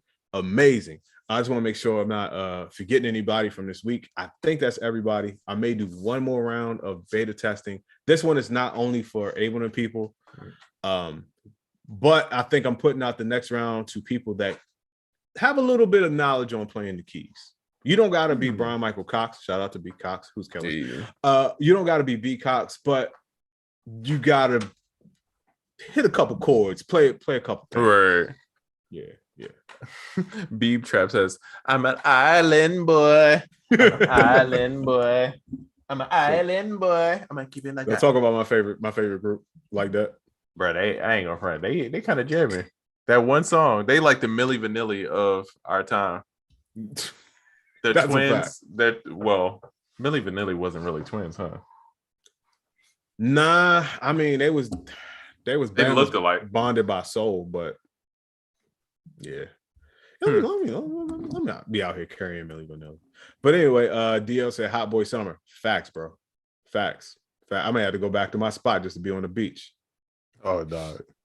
I believe it. If you say you're going somewhere, I believe it. Because that was the most I've never seen somebody be like, hey, I think I'm gonna move out the country for a bit. They're like, in like 2 weeks. And just left. Like, I've never seen that happen. Like, that's what life is about, though. I'm realizing now. And I just became like, it's certain things that you want to do. It's certain things I've always wanted to do. And I'm like, why don't you just do it? And fortunately, man, knock on wood, plastic, metal, whatever you got around or whatever I got around. Fortunately, I'm at a place in my life where I can do stuff like that. But in my mind, I can't. You know what I'm saying? I was so used to like not having coming up. Right. Like being just too broke to even think about stuff like that. So you gotta look around sometimes like, man, you can do that. So yeah, bro, you did, bro. It was because it's weird because I feel like you thought of the idea while you was on the phone with me. And then you hit me like, all right, bro, yeah, I'm about to leave. So we gotta figure something out. I was like, you going where? I talked to you and came up with like, yo, once again, kind of like, yo, you ever wanted to just move out of the country for a while, just to experience it? Just talking to you randomly. And I'm like, what, like the SP404, got off the phone, like, you know what? Let me make this happen. Yeah. But you feel accomplished when you do things like that in life. And it doesn't have to be something as extreme as moving out of the country for 30 days or ordering a $500 piece of equipment. Saying that you want to do something, realizing in your mind that you could actually do that if you really wanted to. Not only that, if you put forth the effort, you could do it right now. What's to stop you? And the more I start thinking like that, the more I'm doing things. So yeah, when you like, I want to do something, just ask yourself real quick, can I do that right now? Like, what would it take for me to do that right now? You may be surprised that you have what it takes. Is it fair to say that to be successful, you had to be delusional to some degree? You have to be more delusional than your current state of existence. Yeah, because it's like, bro, everybody I know that is super successful, they all have this like thing of like, yeah, I could do that. Even if they've never done it. It's like, yeah, I can figure that out. Oh yeah. You know what I mean? And it's like everybody that I could think of that's like successful, they all have that thing of like, yeah, I'll figure it out. We good. Let's do it. And go ahead and do it. But I think that's a thing. I think you've uncovered a thing. To be successful, you often have to be more delusional than your current reality. That's right. That's a tweet. When y'all see that tweet from me, just like it. Yeah, that's a good one. That's one of the ones where it's like you gotta have the black and white picture. It's like you gotta be doing something, you know what I'm saying, introspective, you know what I mean? Like reading a book and it's like, ooh. Me is touching a knob or something. Hey. A wise poet once said. Facts. I am Myron Angelou. Yeah. DL says, does your one-shot kit that's about to drop called Cassette Instruments, right? Am I right? Yes, indeed. Yes, indeed. Cassette Instruments. Does it work with reason? It does. Listen here. So it's gonna be a one-shot kit for sure. For sure. Everybody knows what a one-shot kit is, and there'll be customer information. You might even get some screen captures and tutorial-ish videos from your boy with this new product. But there'll be an Ableton version, which I'm really hoping to put together, and it's giving you a glimpse into how I make things in Ableton. And just I'll explain this as y'all on the show. It's like, think of it as if you could get a sample pack, but it came as a VST. So like instead of just having a wave, you just load up a rack. It has all the preset instruments in it with effects that you could change and also presets that you could select, all that type of stuff. It's kind of like taking the sample pack to another level, making a VST like, but without having the third party GUI and third party headache. Kind of like that. Just trying to do something niche. But there will be a regular version that will be waves, just like a regular one-shot kit, and that's going to work in anything. There'll be a lot of customer education with this. Facts. Hey, when that joint drop, y'all go to soundoracal.net. You can download it. I'm also thinking about doing not to cut you off, I'm thinking about doing a contest too, bro. Because we've been talking about how to promote stuff better. I'm thinking about doing a little contest for that joint. Oh, that'd be fire. Hey man. Yeah. Oh, Dance Like Butter's in here. What he say? He said it's dope, y'all. He already know what time it is. I was about to say, I can't quite read that. Can somebody read that for me? Am I being optimistic or am I being delusional? Because it seems like he's saying some real good shit right there. Facts. Oh, my man's a prophet. But I don't know if you were in here, but I just bigged you up as well as everybody else that helped me out this week. I got real easy focus group questions this week. So shout out to all y'all, man. But Dance Like Butter. Once again, I don't know what type of schedule this man is on, but I'm on a wild schedule for the last couple months.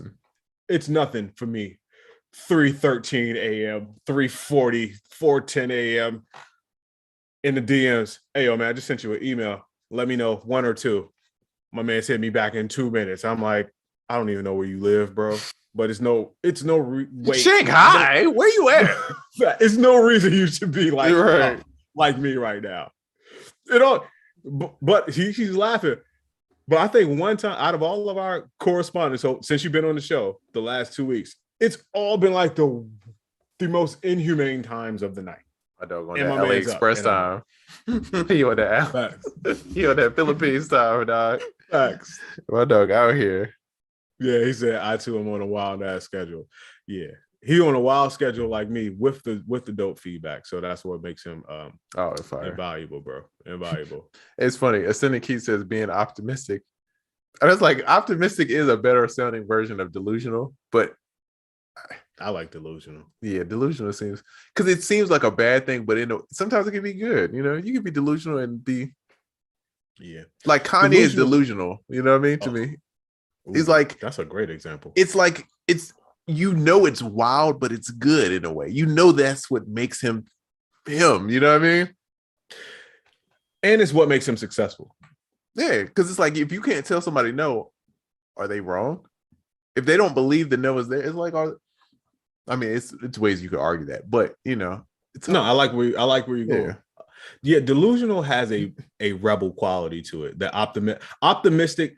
Okay, I'm not saying optimistic has a sucker quality. It does not. It's like optimistic has a naive connotation. I'd rather be delusional when it comes to trying to achieve something positive. Now, if it's trying to achieve something negative or reckless, then no, I don't want to be delusional. But I'd rather be the delusional person because optimism, I feel, burns out faster than delusion does. It's like humble. It's like when people explain to me why humble is a bad word. Yeah, it threw it off for me every time. It's like, I don't like that word at all. Bruh, it sucks. And everybody I know is like, yo, you're such a humble guy. I'm like, yeah, I know. I'm trying to get better. Yeah, don't tell me that. Yeah, but I feel like Rich is the main one. First of all, Rich is like a super extroverted person. He and I are very much alike, but completely different. Completely different. He's always like, fam, you're way too humble. He's like, I want to be more like you. I think you should be more like me. When it comes to being humble, I'm not gonna lie. I feel like it's not a very good thing. Yeah, I'm same way. Yeah, it's not but acting otherwise is not true to my authentic voice. It's not true to my authentic nature. It's not true to my way of being. So I'm probably gonna try to walk this line of being humble, but try to flex when people say it's the cue to flex. But I feel like you should try to be successful with speaking and doing things that are within your nature. Not everything's going to be comfortable for you. Of course, success is outside the comfort zone. We all know that. But I still try to be true to myself. Because to get out here and be like, yo, wait, I'm one of the best singing, best looking motherfuckers you ever see. Like, I want to do that. But I just can't do that. Yeah. And I may feel like that when it comes to a certain thing, everybody got the one thing or a couple things that they can flex on and say, like, no, I do this. Right. But how do you do that shit without feeling yucky? Shout out to people that can do that. Yeah, it's a tricky thing. I'm still trying to figure that part out. But I definitely don't want to be humble. Every time I hear the word humble, I'm like, yeah. It feels weird. Because you're in that pool of people that can't accept a compliment correctly. Yeah, it's like you're great at something that you do, but you're not gonna recognize how great you are. You're gonna downplay how great you are. That's when I think here humble. That's what I think of. You're downplaying how good you are. And somebody said it to me. It's like, I don't like that. That's whack. Weird. Yeah, that's weird. If I had to you're pick downplaying something. If I had to pick a side, if it's like the little angel and devil on my shoulder, I might go to the dark side a little bit, man. I might be toting the lightsaber, dog. You know what I mean? It might be, Anakin. You know what I mean? Not Luke. You know what I mean? Hey, man, take me to the dark side, bro. I want to go to the dark side of the moon, as they say. No runner. No runner. Facts. But yeah, it's just something about that. Young Beats Music in the building. Once again, I was bigging up all the facts. Daddy Daycare in the building. I was just talking about all the people that helped me out during the focus group this week, and my man had a baby bottle in one hand and the new C minor diminished on the other. All that. That's right. C diminished. That's right. That man had a B major accomplished over here and a C minor diminished over here. He was getting it in, bro. Beeb Trap says your courses are the best on the internet. That's a good compliment. Listen, I want to say thank you, but I'm thanking you on behalf of the team because me and of course Realistic, he's the teacher of the courses, and if you're talking about piano for producers, also include Loki and a whole bunch of other people. But I'm gonna say thank you on behalf of the team. Appreciate it. Having a name Loki is funny. There's certain names. It's like someone's always gonna trump you in like whatever your name is. Like Loki is like. Yeah, that's a tough one because I'm always gonna think of the Avengers. Yeah. You know what I mean? Yeah. My producer name is Thanos. Like, damn, Marvel. That's hard. You got the 7 rings. Like, no, I have nothing like that guy. Yeah, nothing. Like, I think we all should just be here. I don't want to split the world in half. I know, right? Yeah. He did horrible things. Thanos Epstein out this train. But anyway, listen. Did you see Kanye? He says, my focus is on building real products in the real world, real food, real clothes, real shelter. Do not ask me to do a fucking NFT. Yay. Ask me later. See, if he didn't say ask me later, I'd be like, that's a wild joint. But the ask me later is, I like it. The ask me later is like, all right, cool. We doing some other stuff right now. I can see that. I do think, bro, I'm on record. You could go back a couple weeks ago, maybe months ago, and I was saying, hey, we got time for this NFT thing. We got a little time. It's not gonna happen right now. I was wrong. No, I was completely wrong. I was horribly wrong. It's here. It's here. Oh, it's here. It's here. Yeah. Here. I was wrong. So I'm man enough to say I was wrong. Don't miss on the boat. At least study. At least know what's going on. Be, as they say, abreast. To what's going on. You know what I mean? Yeah. Hey, if there's anything to be out here, it's abreast. Mm-hmm. But look, Kanye. But before you finish that Kanye thing, I was gonna say he's probably gonna change that in the future. But at the end, he said, "Ask me later," and I was like, that's why I said it's a good thing, because I feel like, hey, he finally starting to know himself. Yeah, because the old Kanye was like, never, ever, ever, ever, ever. But this one's like, never, but ask me later. Yeah, and I'm like, all right, I might change my mind. Awareness. Yeah, as I've been known to do. Have you seen my release dates? Yeah, that's like, fam, just know yourself. Just know yourself. Yeah, I thought that was funny though. But yeah, just be aware. You don't got to jump in. You know what I mean? You ain't got to launch an NFT project, but at least know what's going on. But just know that it's here. Yeah. It's here, and it's time. Know how it's. Oh, and I don't know if I told you guys, I got my first couple NFTs. I got my first. You know what I mean? I bought a couple of joints. You know what I mean?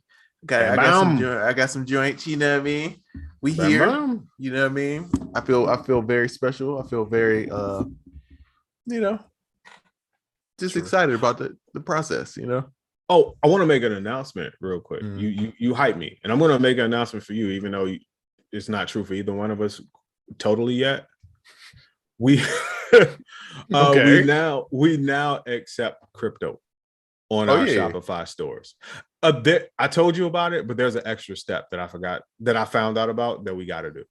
Ooh, okay. I'll do it. It's real simple, and I'll tell you about it when the joint is over. But by the end of the weekend, it is what it is. Yeah, so listen. Yeah, we taking that crypto, son. We're taking that crypto. So if you got a Coinbase account, you can now buy stuff on soundoracle.net, and I'm just throw it out there and force you into it. Also on the producerkit.com, you can buy in crypto. Hey, spend that Ethereum. You know what I mean? There you go. Make it. That Solana ain't gonna spend itself. You know what I mean? Send it to my wallet, cuz. Come on, dog. Come on, man. I mean, I like Takeover better than Ethereum back in the day, but that's all right. I'll take the Ethereum. That Nas Ethereum, that was crazy. Ron Browse went crazy on that Ethereum. That Ethereum. Go through your soul like Ethereum. It don't got the same flow. It don't. Damn. Yeah. Okay. So we're about at time. Is there anything else that we needed to cover that was important? Chat, is there anything else that we need to cover that was important? Because we're about to wrap it up. So our podcast producer, who is in here, no doubt watching the time diligently, we want to. Oh, what NFT did you buy? I DM you. Yeah, I DM you.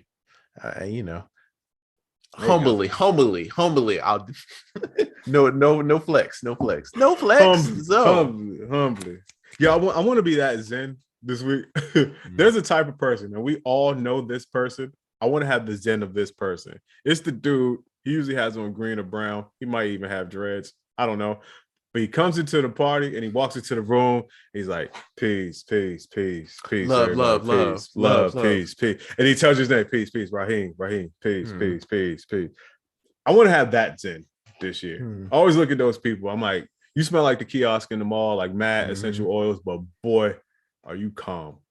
I want that essential oil kiosk calm. That he don't know what Reggie is. You just know. It's like he ain't never seen no Reggie. Never. That's not his vocabulary. It's loud. Sir, what is this? Get this away from me, sir. You smell like Egyptian musk and diesel. What are you doing, boy? Not Egyptian musk. Yo, you smell like Za and Zen. Yo, Egyptian musk got fired on that. Egyptian musk smell good as hell now. I love Egyptian. I hate that I love that smell so much, bro. Back in my tween years, fam. I was the Egyptian musk. Musk. Roll that joint hard. Like an Egyptian. That's what I'm on. Hey, roll that joint. That joint be looking like a deodorant stick, the little mini. Roll it up. Facts. Roll that joint on, dog. Be smelling good as hell. Oh man. Put that shit on like a fresh coat of paint. Oh man. Hey, it worked for me. All it took was my young self to walk past grown women. Like, somebody smelled good. Bruh. I gotta go back to the crib and apply another coat. That's all I need. Yeah. Shout out to Egyptian musk. Let's bring Egyptian it back, musk. man. And when they ran out of Egyptian musk at my spot on F Street, DC, the Cocoa Mango was the follow-up. That joint was That's good was memories. Dope. That's good memories. Yeah. Y'all was wearing Cool Water. I was not. Yeah. Cool Water. What's that? Yeah, exactly. CK who made David Off? Cool Water by David Off. God, what is that? Soul to Soul by Tim McGraw. Tim McGraw had a cologne, bro. I never forget, dog. I never forget this story, dog. This is so random. It's me, B Man, just B Man, no DJ. And we all I knew he's involved in the cologne. We all chilling with our other homeboy. He's like one of them homeboys you got that's kind of wild. He's like, yeah, man, the girls love it when I come through with this Soul to Soul. We like, what the hell is Soul to Soul? My dog had some damn Tim McGraw cologne on, talk about the girls. I'm like, man, if you don't get out of here with this damn. That's a maverick. He's a maverick, bro. He was a maverick. You're a trendsetter, bro. Because ain't nobody. I would have never thought to get to Tim McGraw. Out of all the cologne, you could have said a Ray Charles cologne. I would have bought that. Not a Ray Charles cologne. I would have bought that before. Not the Gold Digger #5. Oh, yo, the Ray Charles cologne. I'm dead. Oh, DL says Joop. Man, that's some old. Hey, yeah, I want a Joop, baby. Good, because that shit smell like salt and pepper. Salt and vinegar. Salt and chips. Oh, man. Okay, hold on. Before we get off, question: how do I save/export drum rack, including the samples, i.e., to share with others? That's a good question. Control Shift S or Command Shift S, which will go to save as. Put the project in its own folder, name it as something. Once you save it, go back to the file menu, click collect and save. All of the samples that are involved in that project will be in that folder. Then what you do is you take that folder, you zip it to a zip file, and then you send someone the link to that zip file. And that's how that works. And that, my friends, is how the A1 people will receive the newest kit that I'm putting out. So I happen to know exactly what's going on. When you do the video explainer, you should be like, all right, click on that zip. When I zip, you zip, we zip. All right, click on that zip. When I zip, you zip yours, I zip mine. Producers should know that. I got you. They're like, yo, you seen the videos? No, they're not good, but you should just watch it still. I think the man's tripping. Do you know who Trap Lord Ross is? No. Okay, so he makes all these like YouTube like hood documentaries. So it'd be like, say a rapper gets shot, he'll make the documentary about that real rapper getting shot. He's like he's like an academics in a way, but he's from Britain, so it's wild, bro. But his brand deals, he makes them as rap songs. So he'll have like a Manscaped brand deal, and he'll make a whole song to not for the Lawnmower 2.0, bro. For the I'll be like, bro, my dog be spazzing, dog. It's so funny, dog. It's so terrible that it's kind of good. You be like, yeah, I respect it. Jeez, that's nice. Flint Martinez, Flint Martinez. If you don't smoke cigars, I'm gonna be disappointed. I'm gonna be so disappointed. Yo, you sound like you went to South America to get a surgery where they just attached the cigar to your lip. If you got a BLC, you got to be a plug for something. Flint Martinez sounds like you the plug for something, bro. 100. You got to be the connect for something, dog. Oh, how did I get my Yeezys at that great price? Oh yeah, Flint. You know Flint. Yeah. Where you get them clothes from? Oh yeah, it's Flint, dog. You already Flint. know. Yo, Flint got the hookup, bro. Yeah, Flint. Yeah, Flint Martinez. Yeah, no, not Flint Johnson. No, Flint Martinez. No, come on, dog. Put some respect on Martinez, dog. Get out of here, bro. Y'all got. It's cool because it's like when you do YouTube, you start reading the names, and it's like seeing them like that. You like, damn, people got some cool ass names, bro. Facts, bro. I'm impressed. Every week it's like a new name where I'm like, that's a good ass name. That's Brandon right there. Hey, y'all with y'all cool ass names. Invite your cool ass name friends through next week. Yeah, have a cool ass name party. I need a whole like list of y'all. So it's like when I'm like thinking of names, you know what I mean? It's like, hey, what would Flint do? What would Bruh. Dance Like Butter do? You know, I'm gonna have a Flint Martinez pack in a Flint Martinez pack. Yo, a string patch in my new joint could be called the Flint Martinez. It's gonna be a pad called Dance Like Butter. Actually, that's pretty dope. Actually, Yeah, nah, buddy, yeah. you got it. It's in there. That's solidified. Yeah. I said it, and if it felt good coming off the wrist, like I say, it's going in there, bro. For 3. Yeah, matter of fact, everybody that helped me out with the beta test, I'm gonna name a patch after y'all. That's fire. Yeah, That's bro. fire. Ooh, If you join the Patreon, you get a set. Come on, man. Ooh, Come on, man. what? Come on. Dog, where that button I like? Ooh. Branding. We having too much fun. I think it's time to wrap it up. I don't want to wrap it up. I feel myself going in a direction though that's going to be inflammatory and it's going to last way too long. So I think we should just wrap it up. Yeah, no facts. Yeah, I'm about to just start saying crazy stuff. So, man, what you got going on? What's the plug? Other than Flint Martinez, what's the plug? More bounce. Flint Martinez said that it's the greatest sample pack. He didn't say that, bro. Flint Martinez approved. Flint over there like, what are you talking about? I don't know what you talking about. This pack dance like butter, and it's as cool as an ice cold beverage. But no, for real, go to the producer kit. Get I was about to say Flint Martinez. That's such a cool name, bro. Fuck, bro. It's like I want him to either smoke a cigar or be a spy. It's so many variables, bro. Not an international man of mystery. God, man, it's so fucking cool, man. Oh man, he got a belt with mad gadgets on it. Okay. For any circumstance, like, oh yeah, I got you, bro. I got you. Come on, man. I got you. Professionalize yourself. Professional. Okay. Especially, I picked the worst time to do this. I'm trying to promote my product. You know what I mean? Right, we're gonna turn this into Def Comedy Jam and shit. I'm trying to promote a product that's actually gonna put butter in my pocket. It's like, oh no, make jokes. Oh, this is not a serious making real tears is what you're doing right now. But more bounce percussion loops, man. I ain't gonna front. It's going crazy, dog. It's in the top. It ain't got been trapping status yet. It ain't got anti-B block status yet. But its trajectory is it's on the up and up. You know what I mean? A lot of great reviews. People are going crazy about it, man. Yo, shout out to Andrew Hypes, bro. He just gave me a fire video, going crazy, making a beat. If you haven't, go to my Instagram, check out the video. But more bounce percussion. I'm gonna post a video with the Busy did using it. So if you haven't got it, man, add some bounce to your beats, man. It's going crazy. What about you, Oracle? First of all, I'd like to second that emotion. More bounce, fire, incredible. Thank you, man. Check it out. As for me, man, keeping it low, staying out the way. Psych. What I'm doing is coming out with my first one-shot kit. I'm doing this whole Ableton thing with it. It's going to be dope. It's called Cassette One Shots, where I made not only dope instrument patches, but you know how I get with the cassettes. I broke out the trusty Tascam 122 with the one black eye and the bad calibration. I broke out a few other little cassette jumps. I broke out my different cassette tapes, which I wanted to bring on camera and actually show you. I'll bring it next week. I got one tape I call Bad Boy 9-5. It has nothing on it from Bad Boy, but it's just so messed up. It's like a tape that you don't want to meet in the back alley. It's gonna mess you up real bad. I got that jump. I got the little C's. It's the clean jump. I'll show you. I'll introduce you to the tape. My dog over there like bad boy. Yo, points.